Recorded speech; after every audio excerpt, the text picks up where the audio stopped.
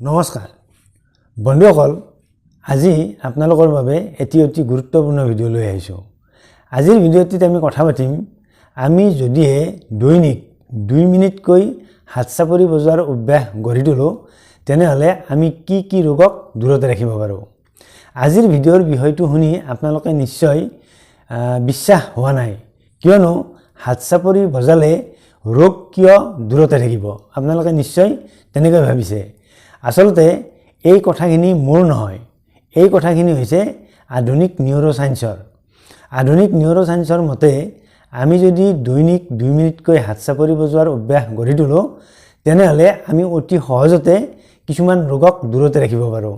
যেনে আমাৰ হাৰ্টৰ কিছুমান ৰোগক দূৰত ৰাখিব পাৰোঁ, বা আমাৰ লিভাৰৰ ৰোগক দূৰত ৰাখিব পাৰোঁ, কিডনিৰ ৰোগক দূৰত ৰাখিব পাৰোঁ, বা আমাৰ পাচন তন্ত্ৰৰ কিছুমান ৰোগক দূৰতে ৰাখিব পাৰোঁ, টোপনি নোহোৱা সমস্যাক দূৰতে ৰাখিব পাৰোঁ, ষ্ট্ৰেছ টেনশ্যন এনেবোৰ স্বাস্থ্য সমস্যাকো আমি অতি সহজে দূৰতে ৰাখিব পাৰোঁ। গতিকে বন্ধুসকল আজি আপোনালোকক আমি দৈনিক 2 মিনিটকৈ হাত চাপৰি বজালে আমাৰ শৰীৰত কি প্ৰক্ৰিয়া ঘটে আৰু এই প্ৰক্ৰিয়াবোৰ ঘটাৰ বাবে আমি কিদৰে আমাৰ শৰীৰটো ৰোগমুক্ত কৰি ৰাখিব পাৰোঁ বা অন্ততঃ কিছুমান ৰোগক আমি দূৰতে ৰাখিব পাৰোঁ, সেই বিষয়ে আজি বিতংভাৱে কথা পাতিম। গতিকে বন্ধুসকল ভিডিঅ'টি যদি আপোনালোকে চাই উপকৃত হোৱা বুলি ভাবে তেনেহ'লে ভিডিঅ'টিত লাইক এটা কৰিব, লগতে ভিডিঅ'টি আপোনালোকৰ লগ বন্ধুৰ মাজত শ্বেয়াৰ কৰিব বুলিও আশা কৰিলোঁ। এতিয়া আহকচোন আমি দৈনিক 2 মিনিটকৈ হাত চাপৰি বজাৰ অভ্যাস কৰিলে আমাৰ শৰীৰত কি ঘটে আৰু এই ঘটা প্ৰক্ৰিয়াবোৰৰ বাবে আমাৰ শৰীৰৰ পৰা ৰোগ কিদৰে দূৰত থাকিব পাৰি বা আমাৰ শৰীৰৰ বিশেষ কিছুমান অংগ কিদৰে সুস্থ কৰি ৰাখিব পাৰি সেই বিষয়ে আজি কথা পাতোঁ আহক। হাত চাপৰি বজালে কিদৰে ৰোগ দূৰতে থাকে এই বিষয়ে ক'বলৈ যোৱাৰ আগতে আমি আমাৰ শৰীৰৰ নাৰ্ভাছ ছিষ্টেমৰ বিষয়ে কিছু কথা ক'ব লাগিব। আমাৰ শৰীৰত 2 ধৰণৰ নাৰ্ভাছ ছিষ্টেম থাকে। এক ধৰণৰ নাৰ্ভাছ ছিষ্টেম হৈছে চিন্থেটিক ছিষ্টেম। এই চিন্থেটিক ছিষ্টেমটোৱে আমাৰ শৰীৰটোক ফ্লাইট এণ্ড ফাইট মুডত ৰাখে, অৰ্থাৎ এই ছিষ্টেমটোৱে আমাৰ শৰীৰটোক এটা এলাৰ্ট মুডত ৰাখে। তাৰপিছত আন এক ছিষ্টেম হৈছে পেৰাচিন্থেটিক ছিষ্টেম। এই চিন্থেটিক ছিষ্টেমটো হৈছে একেবাৰে শান্ত অৱস্থাত ৰাখে আমাৰ শৰীৰটোৰ একাংশ অংগ প্ৰত্যংগ।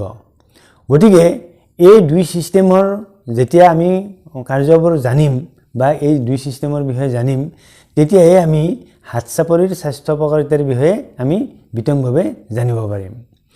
আমাৰ শৰীৰৰ যিবোৰ অংগ স্বয়ংক্ৰিয়ভাৱে চলে, যেনে হাৰ্টটো আমাৰ স্বয়ংক্ৰিয়ভাৱে চলি থাকে, বা আমাৰ লিভাৰৰ ফাংচন স্বয়ংক্ৰিয়ভাৱে চলে, আমাৰ পাচন তন্ত্ৰৰ কাম স্বয়ংক্ৰিয়ভাৱে চলি থাকে, ঠিক তেনেদৰে কিডনিৰ কাম স্বয়ংক্ৰিয়ভাৱে চলি থাকে।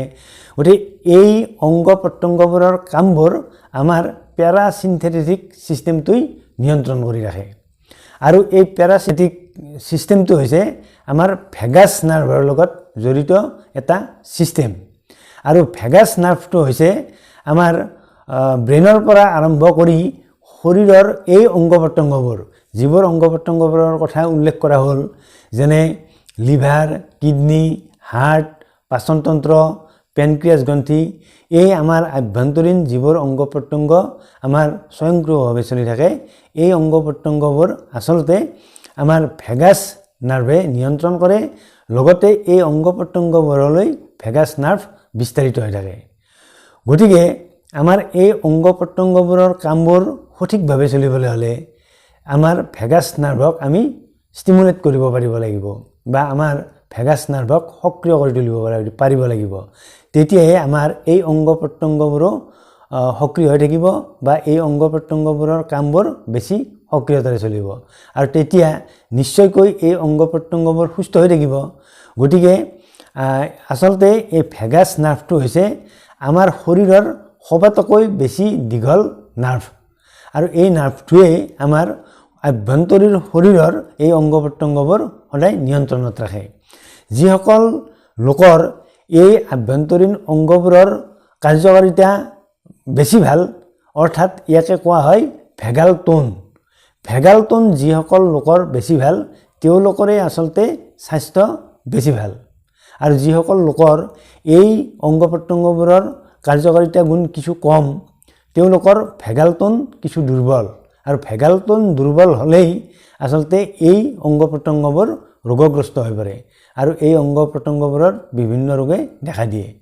গতিকে আমি আমাৰ ভেগাছ নাৰ্ভ ষ্টিমুলেট কৰি যদি ৰাখোঁ তেনেহ'লে আমি আমাৰ ভেগালটনো শক্তিশালী কৰি ৰাখিব পাৰোঁ আৰু ভেগালটন শক্তিশালী কৰি ৰাখিলে আমাৰ আভ্যন্তৰীণ অংগ প্ৰত্যংগবোৰ যেনে হাৰ্টৰ কাৰ্যকাৰিতা, পাচনতন্ত্ৰৰ কাৰ্যকাৰিতা গুণ, লিভাৰৰ কাৰ্যকাৰিতা গুণ, কিডনিৰ কাৰ্যকাৰিতা গুণ আমি বেছি সক্ৰিয় কৰি ৰাখিব পাৰিম আৰু তেতিয়া আমি আমাৰ এই অংগ প্ৰত্যংগবোৰক বিভিন্ন ৰোগৰ পৰা নিশ্চয় বচাই ৰাখিব পাৰিম। এয়ে হৈছে আচলতে আমাৰ ভেগাছ নাৰ্ভৰ কাৰ্যকাৰিতা শক্তি। এতিয়া কথাটো হৈছে আমি আমাৰ ভেগাছ নাৰ্ভ কিদৰে এক্টিভ কৰি ৰাখিব পাৰোঁ বা ষ্টিমুলেট কৰি ৰাখিব পাৰোঁ, কিয়নো আমি আমাৰ ভেগাছ নাৰ্ভ এক্টিভ কৰি ৰাখিব পাৰিলে বা ষ্টিমুলেট কৰি তুলিব পাৰিলে আমি আমাৰ আভ্যন্তৰীণ কিছুমান অংগ প্ৰত্যংগ যেনে হাৰ্ট, হাওঁফাওঁ, লিভাৰ, কিডনি, পাকস্থলী বা আমাৰ ডাইজেষ্টিভ ছিষ্টেম এই অংগ প্ৰত্যংগবোৰ আমি সুস্থ কৰি ৰাখিব পাৰোঁ আৰু এই অংগ প্ৰত্যংগবোৰৰ যেতিয়া কাৰ্যকাৰিতা গুণ বৃদ্ধি পাব তেতিয়াহে এই অংগ প্ৰত্যংগবোৰ সুস্থ হৈ থাকিব আৰু এই অংগ প্ৰত্যংগবোৰ সুস্থ হৈ থকা মানেই আচলতে এই অংগ প্ৰত্যংগবোৰত কোনো ৰোগ ব্যাধিয়ে আক্ৰমণ কৰিব নোৱাৰা।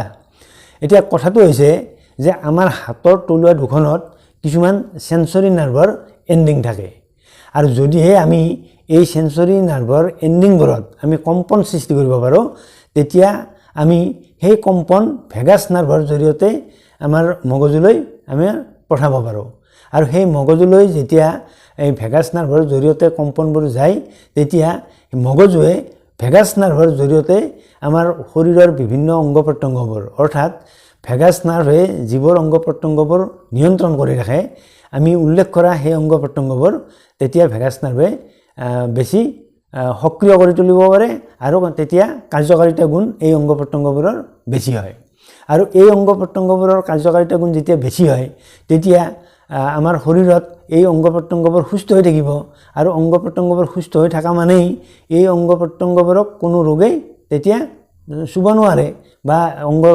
প্ৰত্যংগবোৰক কোনো ৰোগে আক্ৰমণ কৰিব নোৱাৰে আৰু তেনেকৈয়ে আমি আচলতে আমি আমাৰ শৰীৰটো সুস্থ কৰি ৰাখিব পাৰোঁ বা আমি বহুতো ৰোগক যি দূৰত ৰাখিব পাৰি বুলি ক'লেও আচলতে ইয়াৰ উদ্দেশ্যটো বা ইয়াৰ অৰ্থটো তেনেকুৱাই।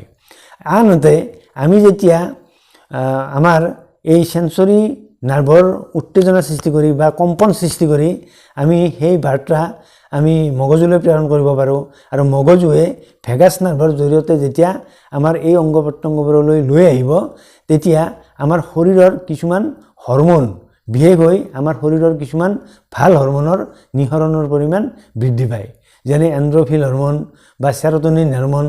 এই ভাল হৰম'নবোৰৰ সিগ্ৰেশ্যনৰ পৰিমাণ বৃদ্ধি পোৱাৰ লগে লগে আমাৰ শৰীৰত কিছুমান ভাল ৰিয়েকশ্যন হয় আৰু সেই ভাল ৰিয়েকশ্যনৰ বাবে আমাৰ টোপনি ভাল হয় লগতে আমাৰ শৰীৰত বা আমাৰ মনত যিবোৰ ষ্ট্ৰেছ বা টেনশ্যনৰ সৃষ্টি হয় সেইবোৰ অতি সহজে দূৰ হয়। গতিকে টোপনি ভাল হোৱাৰ লগে লগে আমাৰ সুস্বাস্থ্যৰ ফালে এটা পজিটিভ প্ৰভাৱ পৰিল বা আমাৰ টেনশ্যন ষ্ট্ৰেছ এইবোৰ দূৰ হোৱাৰ লগে লগে আমাৰ শৰীৰত আমাৰ এটা ভাল পজিটিভ প্ৰভাৱ পৰিল। গতিকে ঠিক এনেদৰেই আমি আচলতে আমাৰ সুস্বাস্থ্য বজাই ৰাখিব পাৰোঁ বা আমাৰ শৰীৰৰ কিছুমান ৰোগক দূৰত ৰাখিব পাৰোঁ। সেইবাবে আমি দৈনিক আমি অন্ততঃ 2 মিনিটকৈ আমি হাত চাপৰি বজাব লাগে। অৱশ্যে হাত চাপৰিটো আমি এক ছন্দ গতিত বা এক ছন্দময় হাত চাপৰি আমি বজালে আচলতে বেছি কাম কৰে। যেনে প্ৰতি ছেকেণ্ডত যদি আমি এনেকৈ হাত চাপৰি বজাওঁ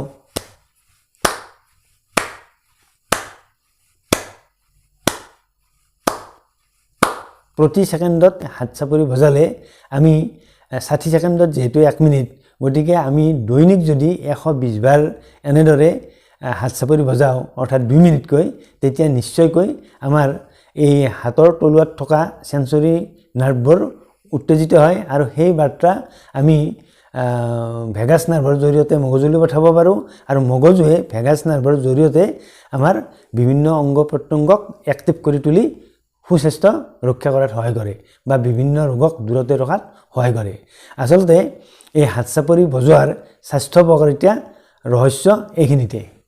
বন্ধুসকল, আমি দৈনিক 2 মিনিটকৈ হাত চাপৰি বজোৱাৰ অভ্যাস কৰিলে আমি কিদৰে কিছুমান ৰোগক দূৰতে ৰাখিব পাৰোঁ সেই বিষয়ে কিছু কথা শুনিলে। যদিহে আপোনালোকে আজিৰ ভিডিঅ'টি চাই উপকৃত হ'ব বুলি ভাবিছে তেনেহ'লে আমাৰ স্বাস্থ্য ৰক্ষাৰ চেনেলটো ছাবস্ক্ৰাইব কৰি থ'বলৈ আপোনালোকক অনুৰোধ জনালোঁ। লগতে আজিৰ ভিডিঅ'টি আপোনালোকৰ লগ বন্ধুৰ মাজত শ্বেয়াৰ কৰিব বুলিও আশা কৰিলোঁ। অন্য এটা ভিডিঅ'ত আপোনালোকক লগ পোৱাৰ আশাৰে আজিলৈ সামৰিছোঁ। ধন্যবাদ।